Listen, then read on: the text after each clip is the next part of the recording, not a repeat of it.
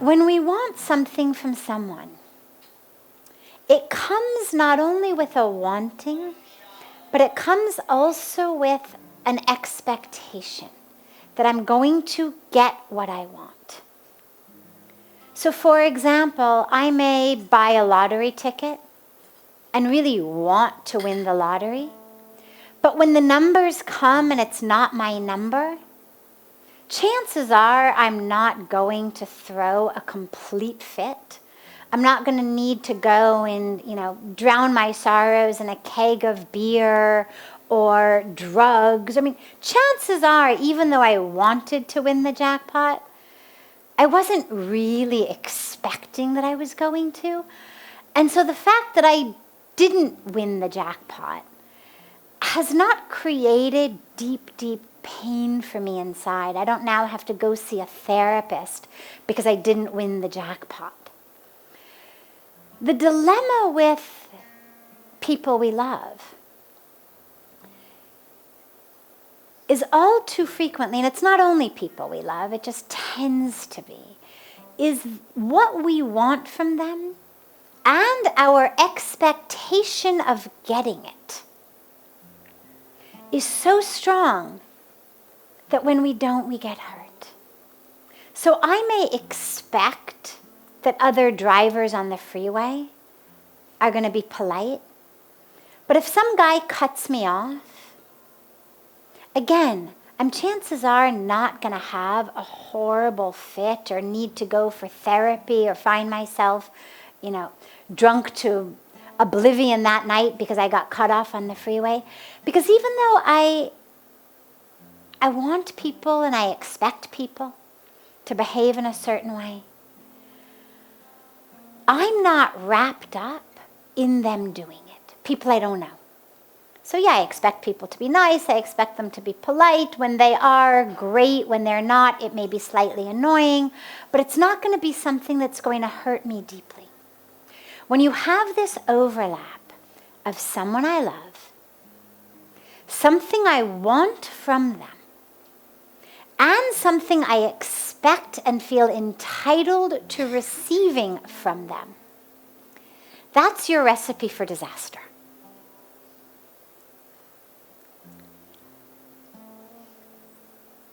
Interestingly, it's also a way of knowing that you don't actually really love them fully. It means that the love is much more tainted, you could say, by a contractual agreement. I will love you if you act in a certain way.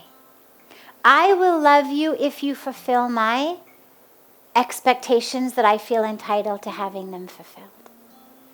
Because love doesn't actually require anything of the object of our love if it's real love. If you like someone, if you appreciate someone, if you respect someone, all of those things tend to be kind of contingent upon what they do. Oh, I really respected this person, then they did something, I no longer respect them. Liked this guy, he did something, no longer like him. But love, if it's real, love is of the essence of who you are. Love is not how you behave, how you act, what you say. Love is of the soul, of the essence, of the spirit, to the soul, to the essence, to the spirit. So you may not appreciate, not like, not accept someone's behavior, their actions. But that wouldn't stop you from loving them on the core of who they are. If that love were what we call unconditional love, which is the highest form of love.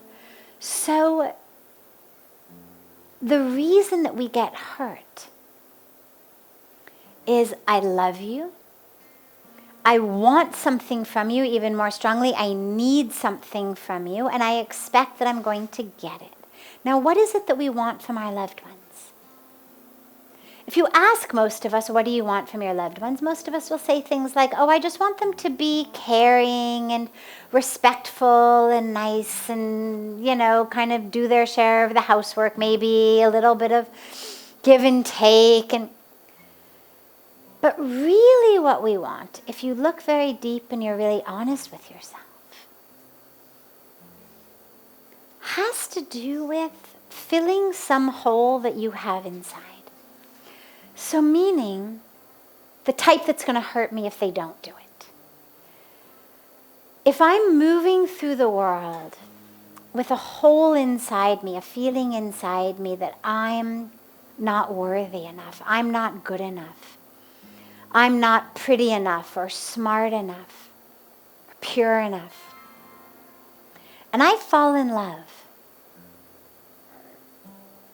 and that person I love tells me, you are beautiful, you are brilliant, you are the best, you are everything. Well, look what's happened. Suddenly that hole is filled. Suddenly where I wasn't pretty enough, smart enough, worthy enough, pure enough, suddenly this being has filled me. I need that from them. I expect it from them. I feel entitled to it from them. They gave it to me once, maybe more than once. It felt so good. That's how I fell in love. I found my soul mate. I finally feel whole. I wasn't whole before. Now you have filled me. The dilemma becomes that person has their own karmic package. They're going through their own stuff. And when there are moments in their life in which, from my perspective, they're not giving me what I need that makes me feel beautiful, smart, worthy, whole, complete, I feel hurt because now I'm face to face with my hole again. But it's not just the same hurt that I had before I met them, which was just kind of a low-grade, pervasive, unnameable sense of lack. But now it's a very specific sense of you have taken something from me. You've taken something from me, and that's where we feel hurt, is as though literally a part of me has been taken from you. But it hasn't been. Nobody can take anything from you. All they can do is stop filling up holes that they used to fill. But that's not what the point of a relationship should be anyway. When people get married here and Pujya Swamiji gives blessings, he always says, in the science of math, 1 + 1 is 2. He says, but in the science of love, 1 + 1 is 1. Not half plus half is 1. It's not, I'm going into this half, I need your other half to feel full. If I'm only half, I can never really love someone. I need too much from them. My love is too contingent upon them continuing to treat me a certain way, to behave in a certain way, to live a certain way. And so there's always fear. It may be subconscious, it may be low grade, but it's there. That, oh my God, what if they stop? What if they stop loving me? What if they stop treating me like this? What if they stop? And this is where we find ourselves suffocating love out of relationships. Killing relationships that actually could have been vibrant and beautiful because of our fear. And this is where it's so important, if you're walking the path of relationship in your life, to make sure that you go into every relationship whole. so that you don't need the other person to act a certain way, to be a certain way in order for you to feel full. So that if they do something that isn't what you like, it doesn't feel like they've pulled you out of you. That's where it's 1 + 1 is 2. So each of us needs to figure out in our own spiritual practice, how do I fill my holes? How do I realize that the holes aren't even there? That the holes are part of my false identity because somewhere, sometime, someone did something, said something that hurt and that left a crater of pain in me. Ever feel like you've been hit by a meteor, that left really this crater of pain in me? And I move through the world with that. But that crater belongs not to the truth of today. The crater belongs to what happened then, because the truth is, the nature of our beings is much more like a river than like a mountain. You drop something in a river, in a second it's gone. And that's actually the nature of our physical bodies. It's the nature of our mind. It's the nature of our thoughts. Everything of us, whether it's our skin cells that I was talking about last night that slough off every couple days, we're totally regenerated. Whether it's the thoughts, the emotions in our mind that are instantaneous milliseconds of electrical and chemical patterns that are gone a millisecond later, it's over. It's a pebble in a river. And if we're still walking around with that hole, what it means is that we're living in the past, not the present. And this is where every practice of mindfulness, of awareness, is so essential. And it doesn't matter what religious tradition you go into it with. It doesn't matter what school or teaching you go into it with. But this practice of be here now is so essential, because in this moment, I'm whole. In this moment, I'm full. And if I'm experiencing anything other than that in this moment, it means I'm not fully here. It means I'm in a pattern of the past. And so when we meditate, it's just, we just keep bringing the awareness back to the breath. Why? Because the breath is right here, right now. You can't breathe 10 years ago's breath. You can't breathe tomorrow's breath. You can't get one breath ahead of yourself. Can't skip a breath and go 10 breaths ahead. The only breath you can breathe is this one right here, right now. You miss this one, you don't get another one.